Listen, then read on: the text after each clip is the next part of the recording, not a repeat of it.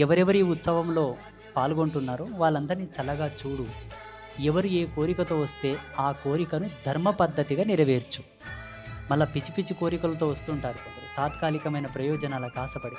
అలా కాకుండా ధర్మ, అర్థ, కామ మోక్షాలను అనుసరించి వాళ్ళ కోరికలు నెరవేర్చి ఆశ్రిత రక్ష పరాయణి అనే నామాన్ని సార్థకం చేసుకొని గత 11 సంవత్సరాల నుంచి నా అమ్మవారిని వేడుకుంటూ ఉన్నాను కాబట్టి అలా పల్లకిని తీసుకెళ్ళి ఊరు మధ్యలోకి తీసుకెళ్ళి మళ్ళీ అక్కడి నుంచి పల్లకిని తిరుగుముఖంగా తీసుకొని వచ్చేటప్పుడు అద్భుతం, అనిర్వచనీయం, అమోఘమైనటువంటిది ఒక కైంకర్యం చేస్తాం మన పీఠంలో. ప్రపంచంలో ఏ క్షేత్రంలో ఆ కైంకర్యం జరగదు. జరుగుతుంది. కొమరెల్లిలో కూడా చేస్తారు. జేజూరి అని ఖండోబా పూణే దగ్గర ఉంటుంది, అక్కడ చేస్తారు.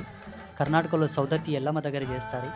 ఇంకా కొన్ని ఐనవోలు మల్లన్న దగ్గర చేస్తారు కానీ పద్ధతిగా